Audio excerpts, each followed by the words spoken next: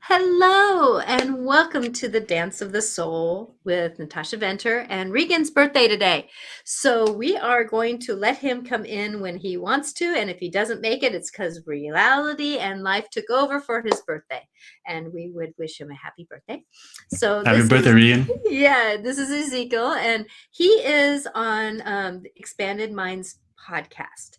We are grateful that you are here because of the fact that I was just on your show the other day, and yours is recorded, so it will be posted, you said, in April here, Yep.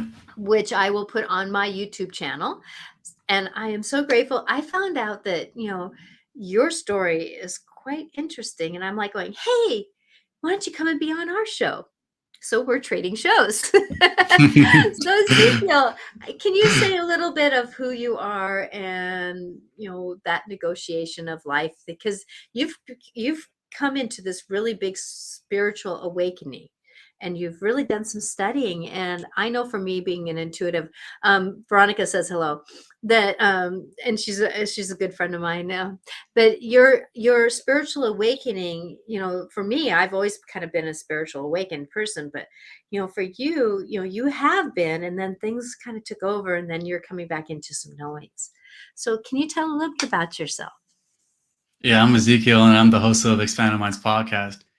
Um, I've always had a very religious background. I grew up very religious, and so that kind of took up a lot of my identity growing up. Being in a going to church every Sunday, and it wasn't necessarily my choice. It was kind of just forced to me. Hmm. Um, and around 17, I was experiencing like a lot of depression. Um, just due to a lot of I lived in a very rigid household, a lot of rules, and on top of that, you combined a lot of the religious rules as well, and so you kind of feel the world shut out, and you feel very down and depressed and anxious because you're not necessarily living the full expression of yourself. And Hmm. so around 17, I was feeling very depressed, and it led me to be very existential. In high school, I would cry. I'd go to the stalls and cry to myself. Just this very, very horrible kind of state to be in, trying to figure out why you're even here in the first place. And so, yeah, when I was 17, I cried out to God. I was like, God, you got to help me. Like, I go to church and I obey all your rules, but it's like, I'm not getting any help. And then I run into this YouTube channel called The Last Reformation, where I see these people they're performing miracles and they're casting out demons out of people, which I've never seen before. Because Hmm. the Christianity that I was a part of at the time, or the religion that I was part of at the time, it was just more about following the rules and trying to get people to come to your church and evangelize and things like that. And so then I started to see another level of this stuff where like, oh, you can heal people miraculously, like that's possible. And I felt it very deep within myself, like this was actually real. Whatever these people were doing, like they had some kind of power that you know that was changing people's lives. And Hmm. so um yeah, watching one of their videos one day, I felt a very deep emotional release from my soul, where all that depression just came out. And then all of a sudden, like, I wasn't depressed anymore. And not only was I not depressed, but then I started to feel this deep warm feeling in my heart of love, and Oh, it just started to cool. increase and increase and double, and it kept going, just kept increasing, to the point to where like there was points to where I felt like my entire heart was just around the entire earth, just holding it inside of my heart. Like I just felt super expansive. um Hmm. there are points where that would happen, and then the experience would kind of close off sometimes. But I felt very close to God, and I felt a very deep inner knowing that God was watching me. It's kind of like when you get the feeling that somebody's watching you and you feel paranoid Hmm. about it. But it's kind Yeah. of like on the flip side where it's like you feel like someone's watching you, but it's very like a calm, reassuring It's watching. It's like like, I have your back watching you. I have yes, your yes, back watching you. Yes. yep. And that's how it was for me. And so I'd go out, perform miracles and cast out demons out of people and things like that. Spend a lot of my time doing that, preaching Jesus to people. And then eventually all of that just faded away. So I found a sense of purpose in all of that stuff, evangelizing people, praying for people, doing miracles, changing people's lives like that. And then all that my drive to do it just all of a sudden just dissipated, and it left me with kind of like I went from like being this high and like being so Hmm. raptured in love, to where all of that just faded out, and then I kind of just went to a very, depressed state again, Mm-hmm. and then that left me with a lot of questions again, and an existential crisis, and I had to kind of find after that period, like, what was that, and how do I come back to that kind of state? And so from there, I try to find it with psychedelics and drugs and things like that. I was gonna first start like smoking weed and then work my way up to like, maybe more intense stuff. And Yeah. and so I'd Didn't watch. quite work for you, did No, I didn't. it? I'd watch this guy on a YouTube channel, Vice. His guy's name was Hamilton or something like that. Yep. I think Joe Rogan had him as a guest, and he'd take like DMT and have these very like cool experiences. So I saw these experiences like, oh, maybe that's kind of like the feeling that I had when I was in that spiritual awakening, and maybe I can achieve that Mhm. through doing drugs. But for me, it went the opposite way, just smoking weed, and I was being very intentional with it, where the people around me were doing it just because of like It was enjoyment. the it was the in thing to do. Yeah, it was like the cool thing to do, and it was just, people were being very sociable with it, and kind of like their downtime kind of thing, just smoking weed.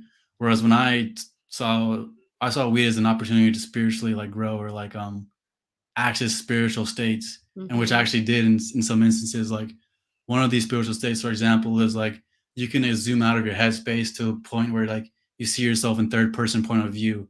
And Yeah. so, and people who smoke weed, for example, they'll describe how that's how it is actually, where they'll see themselves in third person point of view, and they kind of like, the reason why they react very slowly is because they're kind of viewing themselves as an other, rather like they're viewing themselves and their body as other, rather than just like they're not heavily identified with their body, which is why they don't take stuff as serious.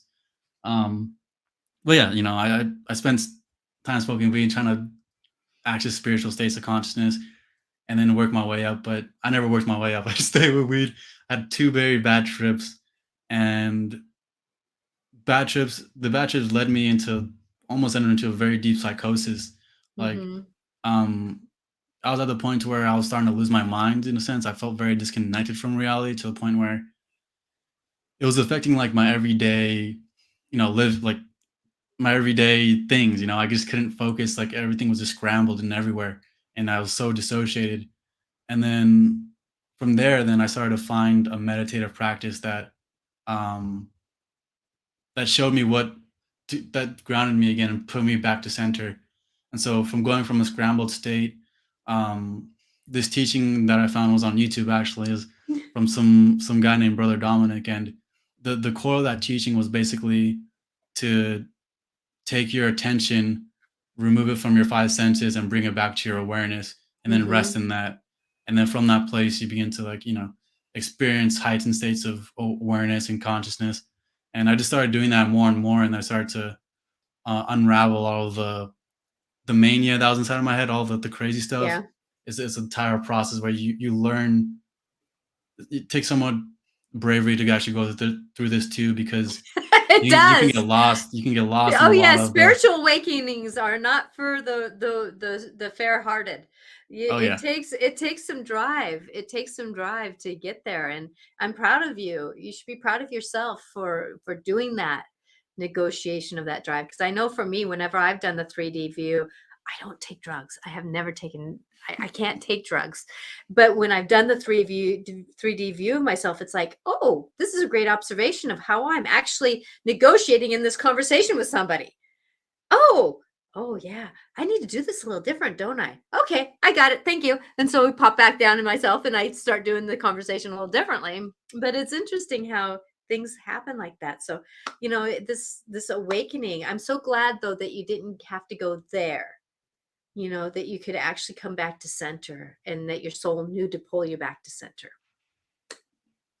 So, good yeah. job. Thank you. Yeah, and I think that thank you for being here because a lot of people are going through that spiritual awakening. Like I have a good friend that's done the Kundalini awakening, and that Kundalini awakening, kind of devastated her body for a while. It really shot her into some negotiations. Luckily she had the spiritual walk, and I've helped her as a client, and then we've become good friends. But there's that that story, and she does hypnosis to get through her negotiation of what does her body soul want to do and that kind of stuff. Have you ever done hypnosis? I have not. No. Like with Yeah. someone who's a certified hypnotherapist, no. Um, I guess I'm a person that likes to, what do you call it? Be conscious. Like I like to be in control kind of. So it's like if someone tries to hypnotize me, that's kind of scary. Um, It's a so relaxed state. It's a relaxed um, state, as Regan would say. well, if you describe like techniques of relaxation, like part of me doing meditation is relaxing my body. Um, I forgot who I heard this from, but it's basically like um, it's only in a relaxed body that you can feel energy. So even like you being in touch with energy shows that you're somewhat in a relaxed state. Mm-hmm. And so accessing higher like different spiritual states requires relaxation, letting go of your muscle tension and things like that. And I guess you do. I guess I do self hypnosis in a sense because it's like I put myself in such a relaxed state that I can then suggest different ideas to myself. Like Mm-hmm. once I get in these relaxed meditative states, I feel like I can access different dimensions as well as like feel different feelings that I've never felt before. Because a lot of times when you're rigid, it's hard to actually feel something other than numbness or like you know, I don't know, just numbness and stuff like that. So once you relax, you can really open up your feelings and just really choose what you want to feel and experience. So I mean, if Mm-hmm. that's hypnosis, because I don't never really looked too much into it, but if that's a self hypnosis, then that's kind of what I do to myself. And that is to me when because I've done a session with Regan when I was down at his place, and I found that it's almost like a guided meditation. For me, being in the intuitive work that I do, that it was like he I just toot, toot, toot, toot, toot, and he just suggested places for me to investigate through the conversations I was having. So he was another perspective to give me an idea where to go. Because sometimes Hmm. you limit yourself by your own thinking or your own knowings. And so sometimes when somebody puts something in, and that's who I am actually. I love conversations because you never know where that's going to go. So it's neat to have conversations, but going forward, it's not scary, especially if you do it with somebody who you can trust. And you have to get that trust factor. Because it Hmm. is a vulnerable space. It's kind of like giving somebody, hey, you can read me. No, I'm not reading you because you're not going to give me your social security number. You're not going to open up to me because you don't know who I am. Trust the person who you're working with in this spiritual walk because it makes a difference. So I wanted to say hello to Ward. Thank you, Ward, for being here. We're going through this, upgoing of our spiritual walk, and Ezekiel, I want you to say thank you again for being here because there's so many of us that are waking up to the spiritual awakenings. Where Hmm. that there's a lot of people that have lived in the 3D world that are kind of like going, "They're star beings," you know. They're Sasquatch. I've been looking at these pictures of these really shiny horses, and I'm getting the story there. It used to be unicorns. You know, they used to be the unicorns that have lost they've come into the 3D world. So they lost their shimmeriness of their horn, right? But they're Hmm. still in a sense their magical self, because they run faster, they prance like they know what their stuff is, it's like all these things.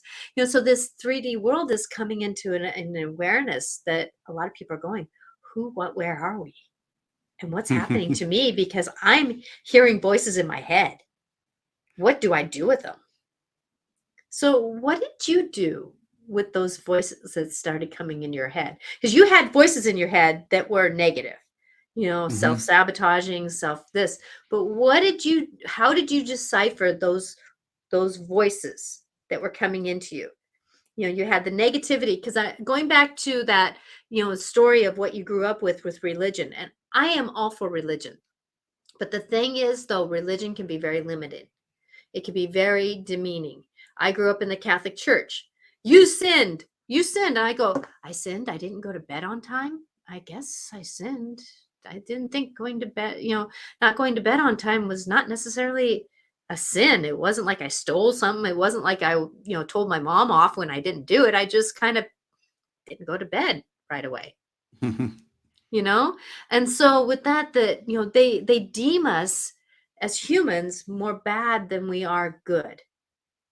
And that's a thing that really chews away at us, and a lot of us are trying Mm. to find our those new truths. So how did you decipher, how did you start trusting the good voices over those negative voices? Uh, the way that I do it is I just negate everything. So like it's as much as I wanted to hear the voices, because like especially so when I went into more of the when I had my awakening, I went into more like charismatic Christian circles or Pentecostal Christian circles, and so you would do your best to listen to the voice of the Holy Spirit. But I Mhm. found that when I did that, it went from like a very positive experience, like I felt led to talk to people, and I felt this voice in my head tell me, "Hey, go talk to that person." It would go from that, and then it went to like negative, where all of a sudden it was like it would say go talk to that person, but then in reality, like the person had such a bad reaction to me, and it was just like it confused me a lot. Mhm, I Um, bet. so I started just to, or the teaching that I followed, for example, like would just the goal was just to arrive at awareness, so you don't pay attention to any of the voices as much as you want to, because it could be somewhat of a temptation to keep on focusing on those voices. And so when you start to go into these meditative states, you will get a various amount of subconscious material, voices, angels can come to you, demons can come to you, and throughout that entire process, all you're doing is just negating every single one of it. I mean, you can create an identity where you're the spiritual seeker that's experiencing these angels and these demons, but it's like you want to let go of everything to the point to where you arrive at the point of the looker. There's this quote that I meditate on where it's like what you're looking for is what is looking. And so what is the part of you that's looking at these voices? What's the part of you that's always paying attention to them? And once you find that and you stabilize yourself in that, the voices just go completely silent and you experience pure silence. And then um, I even have YouTube. I mean, I did a little of YouTube videos for fun, for example, on my third channel, and I was meditating with people, and I was showing this spot in their center head where they can kind of focus on, and Mhm. then once they got there, their mind just went completely blank, just silent. And so, I mean, you could focus on the voices, and don't get me wrong, like I've listened to voices as well that have helped me. Like for example, like I went to the forest once, and I felt all of a sudden like in my gut, I felt such an immense amount of fear, and I just started to like crippling fear out of nowhere. And then I heard this voice in my head tell me, you're gonna sense when a big predator comes into the area. And I kind of wanted to ignore it and just keep going, but yeah, and I did. I did because I wanted to finish my hike. But what happened was like I was walking and all of a sudden I hear this weird sound, and then it starts to turn into a rattle, and then I look down right next to my foot. There's like a rattlesnake, and it lunges at me, and I just jump out of time just to like dodge it. Um, but I mean that little voice that made me aware of the fact that there was something there. So the voices do somewhat tell you something, but to distinguish it, usually that was more of a protective voice. Like usually when voices can be tricky in the sense of like, so there will be voices that'll tell you something to protect you, and there'll Mhm. be voices that will tell you something that's kind of more in the neutral, like makes you highly unsure. And Mhm. usually when those voices produce doubt in you, I wouldn't necessarily trust them. But at the end of the day, I would just practice more in stillness. The more you get still, the more you actually see the voices. And not just that, you'll actually see, you can get to the point where you see these entities or the spirits that are putting the voices in your head. Mhm. There's one level where you're receiving the voices in your head. That can be one, telepathic messages from people, or two, it can be other voices and I mean other like spirits and things like that.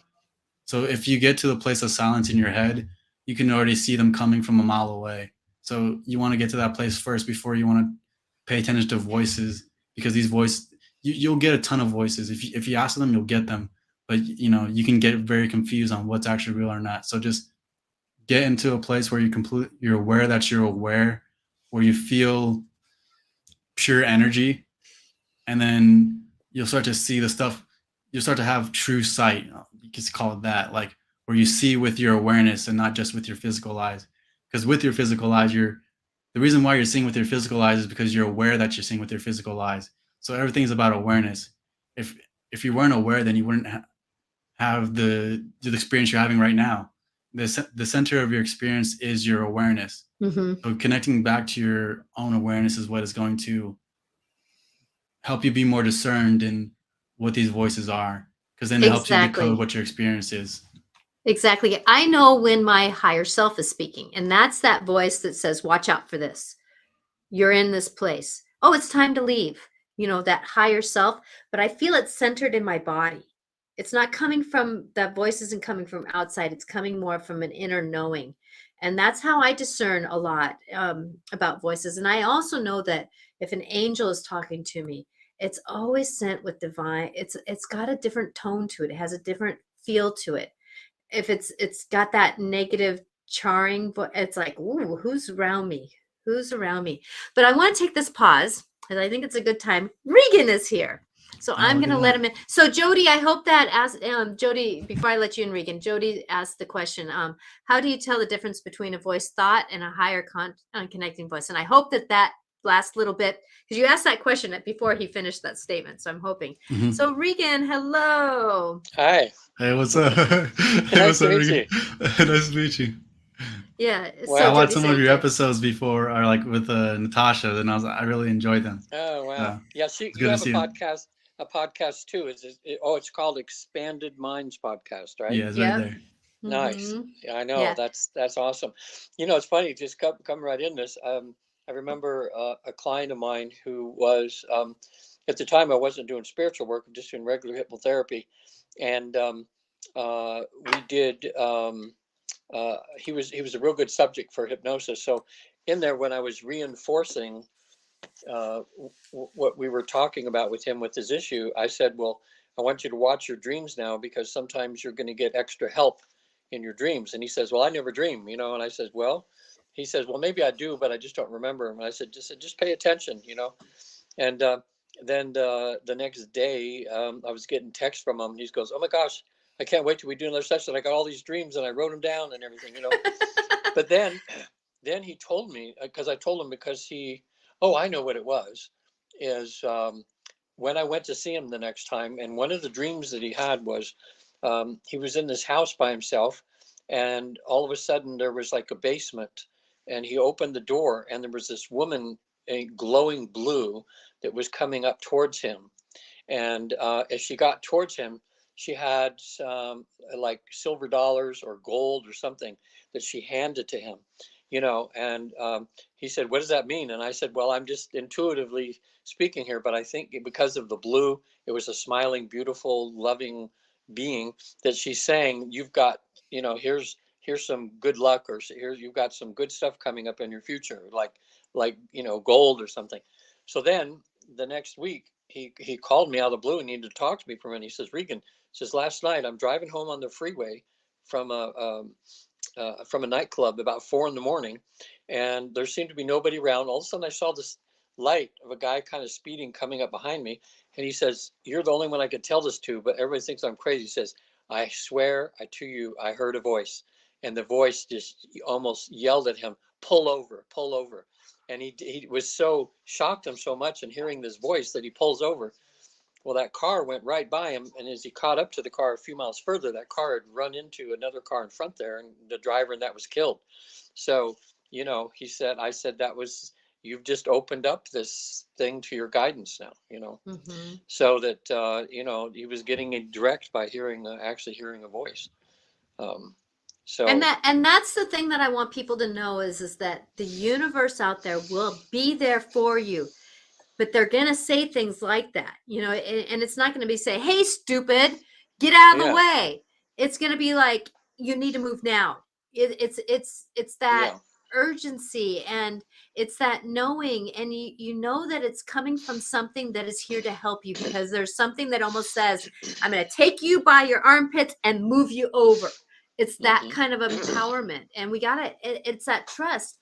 But please don't trust the things that are sabotaging or feeling angry. And if things are coming to you that is demeaning or snappity, check in with who's around you or what's around you, because sometimes we can kind of get that achiness or that chatter from other people we're around. Like if we're in a party and we're very what's the word, where you're very, you can pick up other people's energies, you can pick up that anger, and it's not you. It's not you. Yeah. Well, yeah, Okay. everything we do, I think mindfulness is just being very discernful, Mm-hmm. as everything. And after a while, you get a good feel if this is something that's positive or something that's negative, Mm-hmm.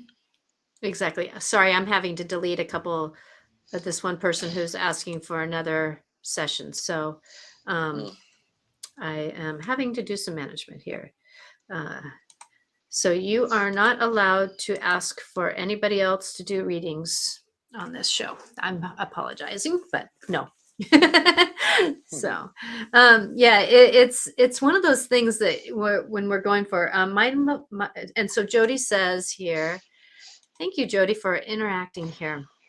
Mindfulness should be Yeah, compulsory in school. mhm, yeah, exactly. So with that, so Ezekiel, you really, got into this knowing of trusting yourself. And was this a day and night thing, or how long did this process kind of evolve for you? Well, it's Because continuing to evolve. I know it is, Um, but that's the thing is that people kind of think, oh, I should know all this stuff now. mhm. Yeah, for me, it started like probably like 3 years ago when I started to really trust these inner knowings, because it was either I had to choose to listen to these knowings despite people maybe viewing me as crazy, or it's kind of like I stay in this craziness and this crazy cycle that I'm continuing to stay in. Because really trusting that knowing is really the way out of a lot of the mental patterns that I had. So 2019 is when we really started trusting those inner knowings. And the reason why I was able to actually trust them is because when I started to clear my headspace and, be more heightenedly aware, I guess you could say it's acting like a super conscious. For me, like the logo of my podcast is me with a halo. That halo Hmm. around your head is what really gives you the sight that you need to actually trust your inner knowing. It's Yes. so it connects you to spirit. So when you really feel the spirit, you know, awaken inside of you, you really do trust it. I mean, you trust it because you see where these inner knowings are coming from. And so I started to feel a very deep connection to that inner knowing because of the practices that I was doing, where I would just focus on the middle of my head, for example, and then wait till I feel like a pulsation, and an inner awakening. So I mean, that's when it started, and then it just started getting deeper, because when you start going deeper inside of yourself, again, like a bunch of subconscious material will start to come up. You get certain trains of thought that you never thought before, and then you kind of make a choice or decision, like, do I like this thought is leading me in a certain direction? Do I go with it, or do I keep staying in this inner knowing? And so you kind of have to learn, which where life is pulling you and stuff like that, like which routes you want to go in. Um, and you'll I find that, call that a form of discernment. yeah, discernment, yeah. And Hmm. you'll find that the better decisions help you feel more expansive. So you'll feel yourself start to release more. You'll feel more open. You feel more positive. And so you'll know, kind of like when you'll know your inner knowings are correct when you feel more expansive. And so usually when if I don't feel expansive, usually I know I'm going the wrong direction. And so that's kind of how I stay centered in where I'm going. Hmm. So Hmm. There's a book that I recommend sometimes for people too. It's called Inner Guidance: A Divine Birthright, and it's about how we're all born with this ability, and just to know that it's just a birthright of God that we have this inner guidance, which I guess is, we call it intuition sometimes, and sometimes you just wonder when you get an idea and you wonder where the heck did that come from, you know. I mean, it's so interesting sometimes. Like I don't know how, either how the mind works or how they whisper in a way, and all of a sudden you think it's you when it's maybe your guardian angel or your guide or someone that's whispering. So it's I know I've read a book of it. just has dozens and dozens of examples, like Ezekiel, like you were talking about, with it, of things where people were, guided at the right point, or especially when a lot of times I hear them from all different religions, but a lot of times, me being in the Christian atmosphere in this country, a lot of times you hear people giving their testimonies at churches and things, and talking about an angel showed up, or they, heard a voice, or they just had this nudge or something, that happened, and they were saved from some sort of calamity, you know. And then brings up the question, okay, why didn't these other people who crashed and got mangled in a car accident, why didn't they have guidance? I mean, it just seems to not matter whether, even I know some very spiritual people, and sometimes you think spiritual people wouldn't have any problems, or, their health would be perfect, and all that. And it's not the way it works, you know. No, exactly. So Jody would like to know, what was that book called again? It's called Inner Guidance, A Divine Birthright by Ann Archer. Yeah, Inner Guidance, Divine Right by Ann Archer. Yeah, I think it's called Inner Guidance, and then under the second heading is A Divine Birthright, but it's Ann Archer that wrote it. And boy, she has some whoppers in there of this, divine guidance, how she was, you know, it's even when she got in an accident with her daughter, and the car was so mangled, her daughter was fine, it was in a car seat, but it was so mangled, they looked and said, well, she's dead, and they were going to have to pull the car off her, take the jaw of life, but they just left her there, and she's conscious, but she can't move or anything, and she's listening to the voice of the angels or something, just telling her kind of what to do and everything, that ended up getting her out of that crisis, and it's just, in her life, she just had this proved over and over again, where there's been these crazy things happen in her life, and listening to this inner guidance, or to this voice, this divine, protection, and it's helped her out of so many different circumstances. But it's a great book. It's hard to put it down when you start reading it there. Well, and I found that anytime that I've had that inner knowing, as you called it, Ezekiel, that inner knowing, that it's hard to know to do anything else, you can't do anything else. So it's like that, person who, pulled over, heard the pull over, that it was in alignment with the soul. Now that other person who got in a wreck, either that was something that they had to go through, it was their time, or they heard the voice and they said, in a way, they just were like listening to music and going la la la la la, in their own knowing, type of thing. How many times have you heard someone say, I should have listened to my intuition? That's just a common thing, right? I should have listened. I knew I should have done this other thing, but we don't sometimes. Yeah, it's one of those things. So it's, all we can do is what we can do, and it's the difference between my intuitiveness and somebody else's intuitiveness is that I trust, but I've trusted that voice to listen to. So Muhammad, how I mean, sorry, there was somebody who just made a post here, and so I just I have to read it again to make sure what it says here, but sorry about that. So Ezekiel, talk about being in the moment here, Ezekiel. How did you find that trust? Because you went from something that you really didn't, you were in depression, you were in that lower story, that lower, the lower vibration of what religion is, that the humanness of religion, right? And then you came out of it, out of that humanness of religion, and came into the spirituality of going. How did you find that trust that you almost have to have in life to live the spiritual walk?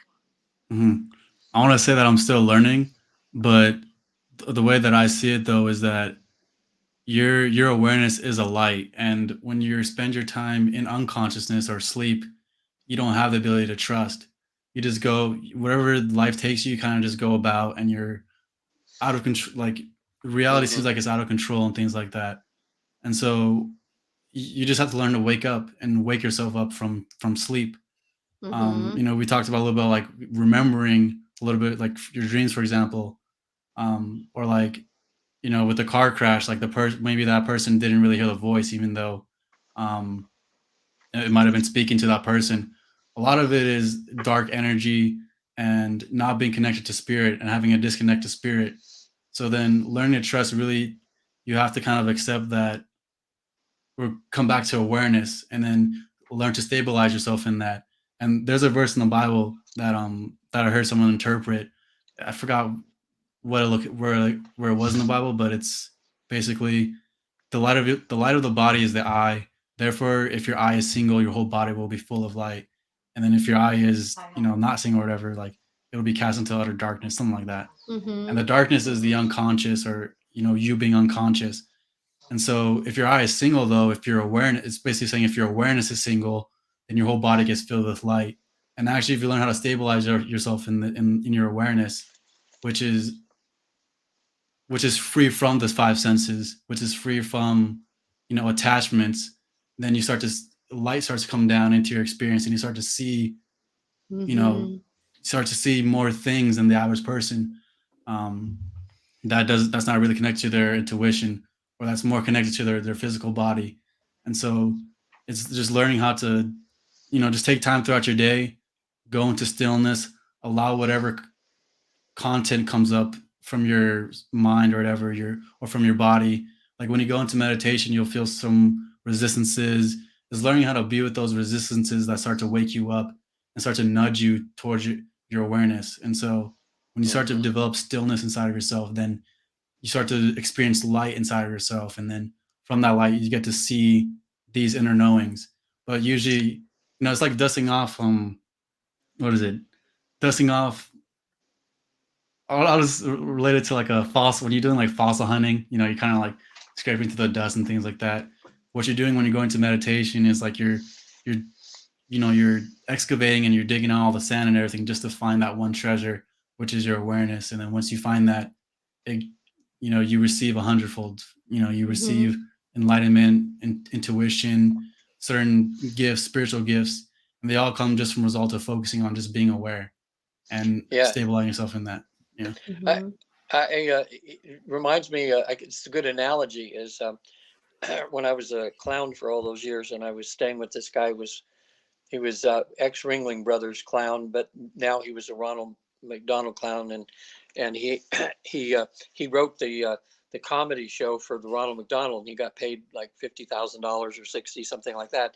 He took the money and he invested it in 100 acres in Virginia, and he built his house on this cliff overlooking the James River. It was just beautiful, and it was just nothing around him, just this beautiful house that he built.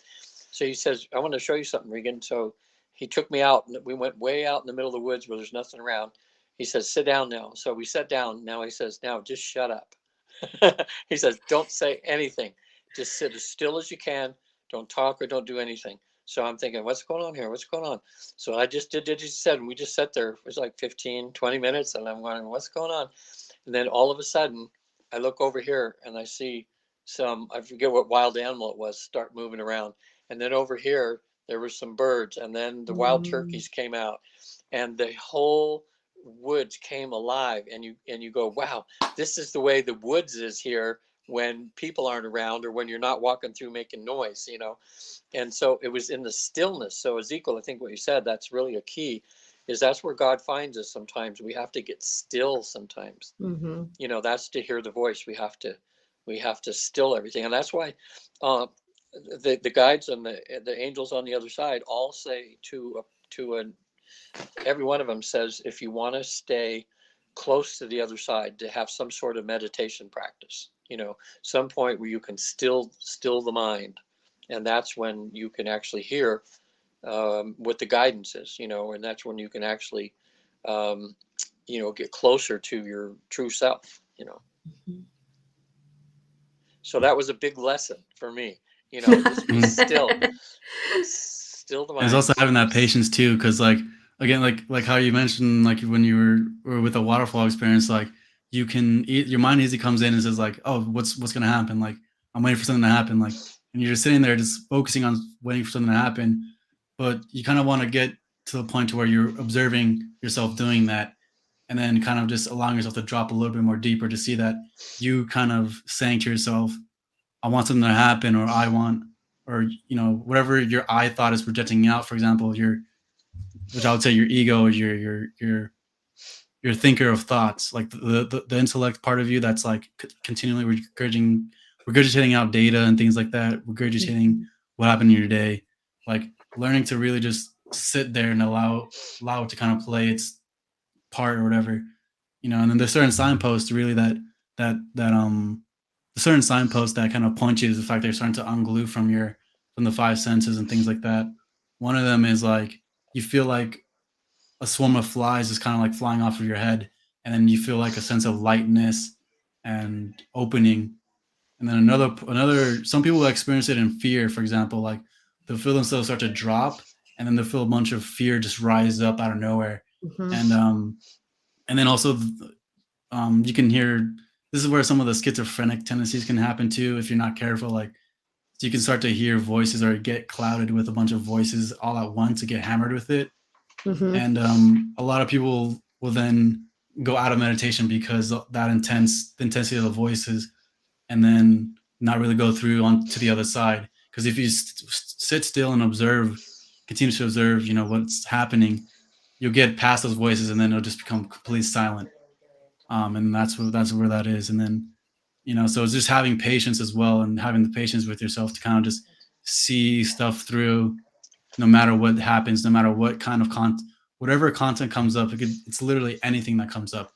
Itches, anything. Just staying still despite it, or even just dumb thoughts that you have, like, did I tie my shoes on correctly, or like, oh, did I go throw out the trash?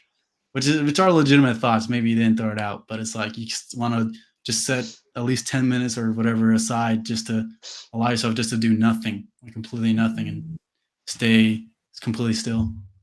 And That's how I that's view it. Yeah, and that's one thing. It's like I work in elementary school in the morning, and sometimes when the teacher doesn't come out right away, I start hearing the kids say, "I'm bored. I'm bored." And it's only been 3 minutes. "I'm bored. Let's move on." And I'm like going, "It's okay to be bored. It's okay to be bored. It's okay to be in that non-stimulating moment that we get into." Because like there's a lot of times for me, like I've not been a really great meditator in my life, but I do get quiet when I go to bed. I spend a minute, I go to my bench and I kind of get whoever needs to be there. But what I also do is I sit in my car. When I get from one place to another, I'll sit in my car for a few minutes and just get quiet for a minute, just shift into that energy.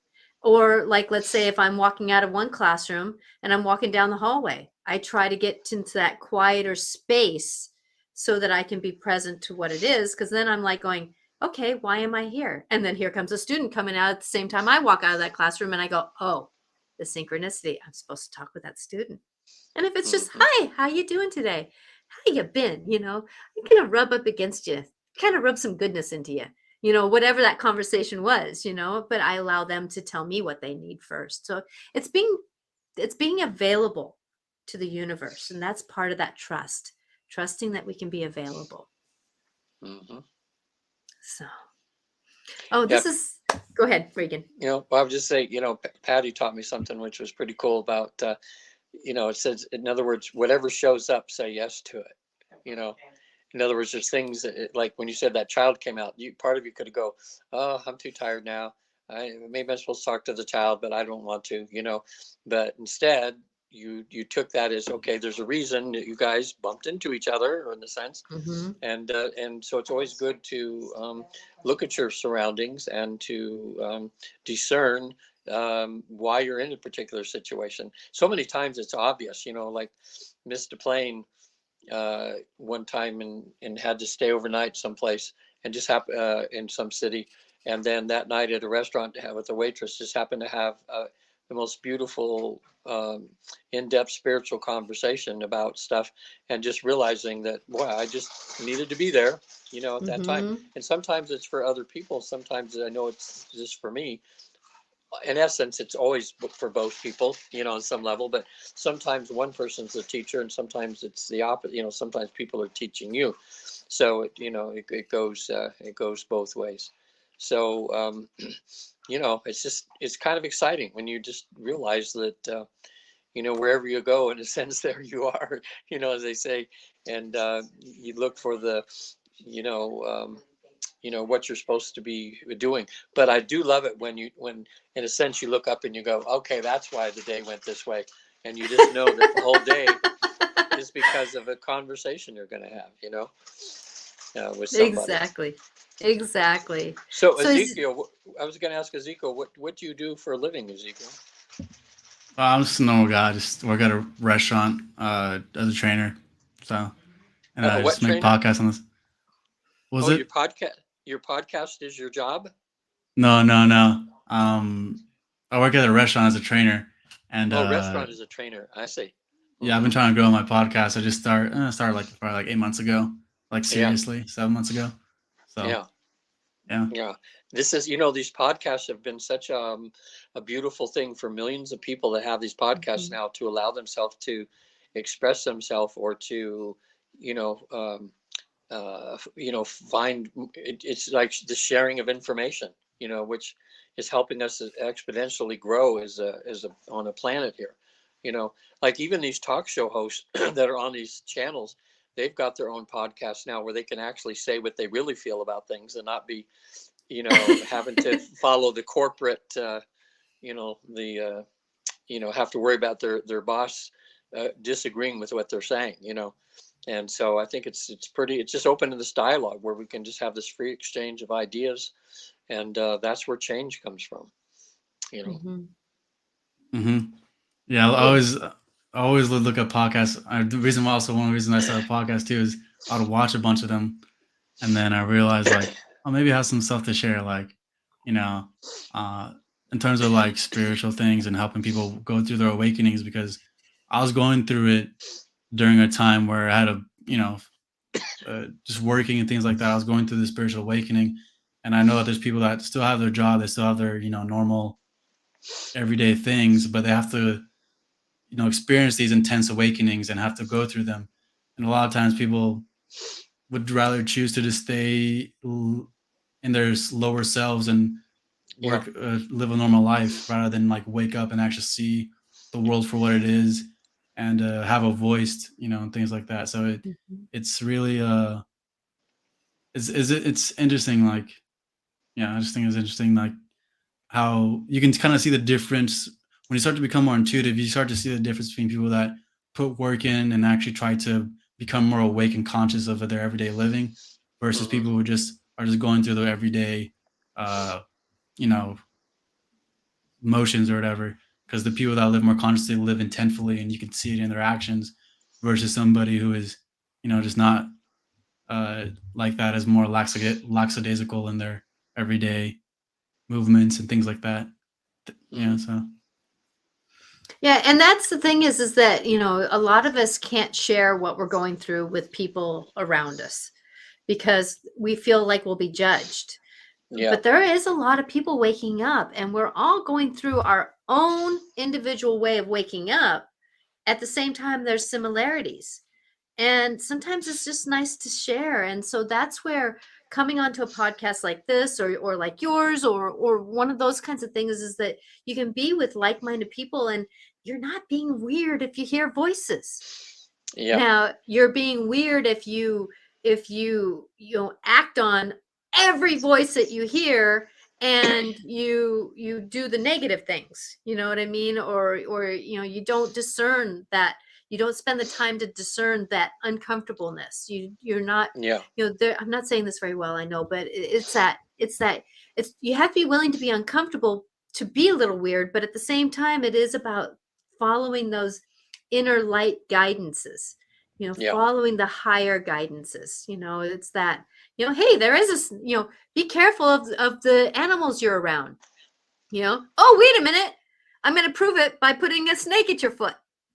It's like, so there is a way that the universe will show you what voices to listen to, but it's that part of trust. yeah, I want to say another thing too about energy, because I think it's um doing certain energy work or practices can help you with discerning things that are around you that are not of this 3D plane. I mean, one simple thing that you can do, for example, is like take your attention from your hand, learn to move the energy from your hand. You really have to feel Mhm. this, like from your hand. You can move it just anywhere, from your shoulders.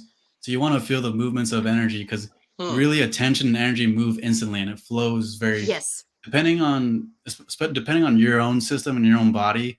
It's either you're going to feel very rich and deep energy and movement from your hand to wherever you move it, or you're barely gonna feel anything and you're not gonna really be that sensitive. So like the more in touch you are with yourself and energy, the more you're gonna feel this rich deepness and things move around. Versus someone who's not really in touch is gonna feel like a very faint, like, you know movement, or like move, or like what do you call it, yeah, just movement. And Mhm. so like when you start to get in touch with that, then you start to see how there's energy moving all around you in different streams, and how they intertwine with your own energy and mix in with your own energy.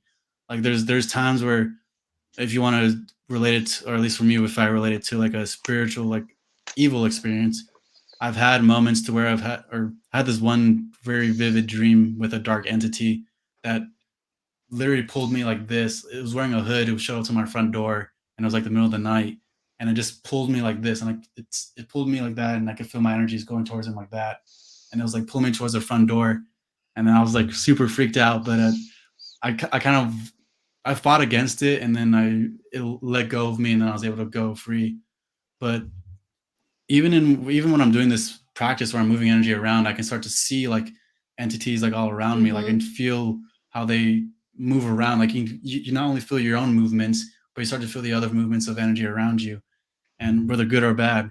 And Mhm. it really reveals a lot when you're able to do this kind of stuff, because you know how energy flows, where it's like it's constantly moving around and mixing around and everything.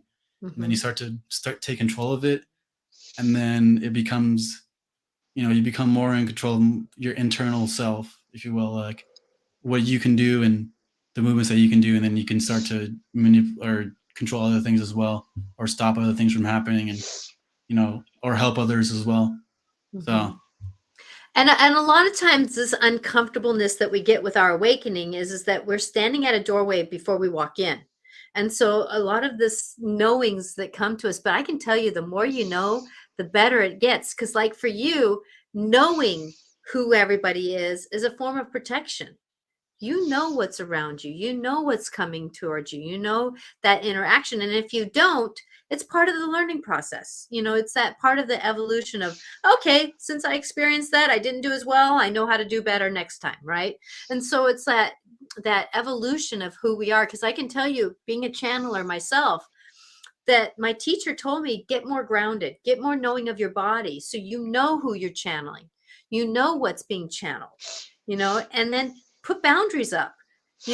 Like, my dad has passed. Do I channel my dad? No. Do I channel Archangel Michael? Yes, because I know his signature. I know his energy signature. Do I channel Mother Mary? Yes, because I know her energy signature for me. And so knowing these things can really be a benefit, but it's an evolution. So it's something, but find people who can help you through this evolution. There are podcasts out there. There is, places to visit. There are people to interact with, but find somebody you can trust. Hmm. It's one of those things. So, Ezekiel, you have been an amazing guest. We're coming down to the last. Is there anything in the last couple minutes here that you want to share to anybody? oh, I haven't really thought that far. If I wanted to share with anybody, just to have faith, to believe in yourself, to believe in God. Um, Really, that's it. I mean, 'cause that's really what it takes, really, just to believe. Um, you might have things, obstacles, different thoughts, things that are will come your way, but faith is really what grounds you and keeps you. Faith and humility really keeps you Yeah. afloat, Mm-hmm. uh, through the spiritual walk. Because if you have pride in some sense, you can really, especially if you're going through, deep meditations and you have pride in yourself, like you can really kind of lose your mind or kind of become very lofty and not really connected with reality. So really what grounds in reality is humility and, having faith in God and yourself. So that's all I have to say. Yeah, and that's amazing. That's the gift, because I know that for a lot of people, when they get more intuitive, when they get their more spirituality, there is a form of ego that can come along with that. There's a form of pridefulness and Yeah. and knowing, and it's like there's a difference between I have a knowing of the body, soul, mind, than the knowing of the brain. And when we can discern those things, that's what spirituality is about, is getting that knowing in your core, down into your core. And that's, I love how you explain, Ezekiel, that balance of moving the energy in you, knowing your heart center, getting out of your five senses and getting into your 1/6 sense, that sense that is beyond our body, mind, spirit, beyond that body, because that's when you really get into knowing, because our body is just the essence of what we are in this lifetime. Our soul is the thing is that has walked many lifetimes. So it's that believing in what our soul is, and that Yeah. is all energy. Yeah. And, lately I've been noticing, it was actually from something from the Bible about when Jesus was going to leave his disciples. He said he was doing that so that he could impart the gifts of the Spirit on everybody else. And I think what's happening now is people are realizing that they have some of these gifts of Spirit within them, but they haven't. It's just like books you haven't opened up and read yet, Hmm. that you have on your shelf, and we're born with that, and now it's coming out. There's all kinds of things that are happening now for people to realize, just like how many people really, because some people say, I get this all the time with clients say, well, my friends tell me I'm psychic, or my friends say blah blah blah, but because I just knew that was going to happen before it happened, or all these kind of things. And with these new schools that they have coming up that teach people how to uh, develop those abilities, it's a changing world right now. Like people are finding out, wow, I do have this ability to have more connection to the other side. Where we're not just, it's not just the as you growing up, you think only the saints, is growing up Catholic, and only those few people, those few saints have Hmm. this Up on ability the to have that pedestal. connection. Hmm. Yeah. Instead, if we have those gifts within us, now it's time, like in shows like this, where hopefully people watching and say, what gifts do you have? Do you think you have that you might develop? Well, just do some Google searching out there, and there's probably a school or somebody out there that can tell you and help you to, start using those gifts you have, because Hmm. the gifts are supposed to be for the benefit of humanity, to lift everybody up. And us just talking about this today, because I know it used to be, if somebody heard a voice, they'd put you in an institution somewhere and lock you away. They think you're Hmm. crazy. Well, you have to find out. Well, some people, maybe it's their own minds making it up, but that means you don't throw the baby out with the bathwater. Yeah, I mean that there's a lot of good that's happening here. exactly, So exactly. like Ezekiel's waking up and I'm waking up and you're waking up more all the time. And it's beautiful because now you don't feel all alone. You realize your life has meaning and purpose, that you're here to uplift humanity in whatever form that you can, to help, wake up in the day and see, um, like there's this prayer a lot of people say when they wake up, it's bless this day and those that I serve, and that puts you right in the right mind to be a co-worker for whoever comes into your orbit in the day, even if it's Mhm. just a smile at a child, or something. That could be the gift of the day, Yeah, you never know. Like look, this is my knowing. You never know what seeds you're going to plant for somebody else Yeah. to till. So be that seed planter, so that and hopefully they're good seeds. Hopefully we can plant the good seeds, even though we're human and we have Yeah. human moments. But I know for me that I before I make a comment of my humanness, I try to check in with my intention. Yeah. Because that can make a difference on what kind of seed we plant. But here we are at 5 o'clock. Yeah. Oh my gosh, what an hour it went. And so, Virgil, thank you very much for being here from England. I know it's late there or very early there. Um, there are many references to the Bible, to bees. What's that about? Wow. Now that I'm not sure. I don't know about that. What's your intuition? About the bee, about the Yeah. bees, to bees, what's that about?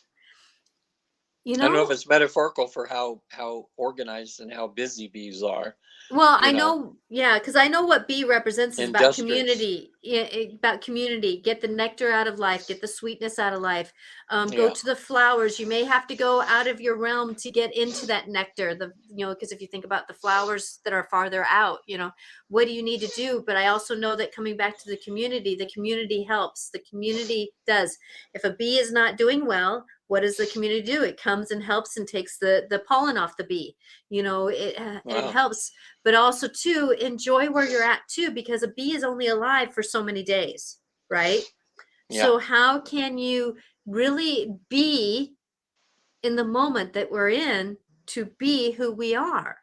Hmm. So going into those knowings that how, oh, it's 1 o'clock in the morning, wow, you're up late. How can we be in that moment? And it is about community. So we're meant to get out in the community more. So Ezekiel, thank you for being here, because you being part of this community now, it's been a gift. I'm so grateful that I was led to your podcast, and now you're led to ours, and I know that Regan would Yeah. probably love to be on your Oh podcast too. gosh. So Yeah. Ezekiel, I'm you have, open. yeah, you're one of those people, Ezekiel, when you walk in a room, it lights up, I know Thank you. I'm lucky to, yeah, don't you get that a lot, people, because you can tell you're a happy spirit, and looking to help people, which in what you're doing as a trainer now too, that's really important, because so many people have trainers that are the opposite of you, that are like I don't know, like sets. I think it's good to be a taskmaster, to teach everybody to do everything right, but there's a right way to teach people. There's a loving way to teach people to do it the right way. And then there's a negative way of trying to force people into doing things the way you want it to do.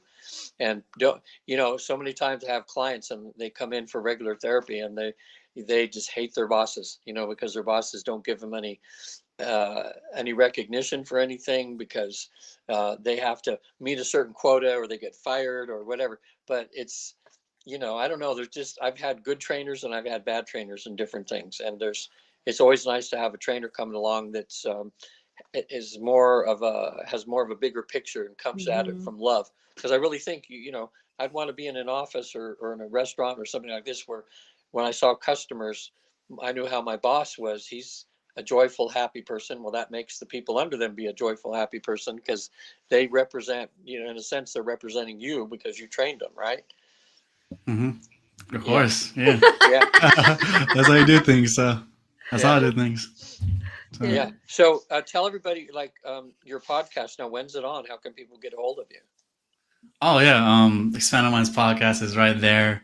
I usually post every Sunday, so you guys can go check it out. I have a lot of episodes on spiritual awakening or mental health, or Hmm. just like supernatural stuff in general. So you guys can go check Yeah. that out. Okay. Instagram is Expanded Minds Podcast, no spaces or anything, all lowercase. So Expanded Minds Podcast right there. Um, TikTok, same thing. That's pretty much it. Yeah. Yeah. So, happy birthday, Regan! By the way, I Oh, don't Yes. think I said it thanks. to you. Happy I had a birthday. great birthday. Patty gave me a nice golf shirt and um, some nice coupons today. That's all I'll say. So, yeah, looking forward to my birthday being beyond this day here. So it's great. She's a sweetheart. It's like, Yeah. yeah, yeah, she is. She's very thoughtful and wonderful, and I'm looking at her right now. So Hi, Patty. We love you. she's she's saying hi. Everybody's saying hi. Yeah. Uh, So anyway, I'm right here at visittheafterlife.com. I do regular therapy for people specializing in fears, phobias, anxiety. And then also there's the spiritual side, which is what I love to do the most. And that's in doing the life between lives process, where people actually become like Natasha. They become like a medium, where they actually get to experience heaven for a few hours.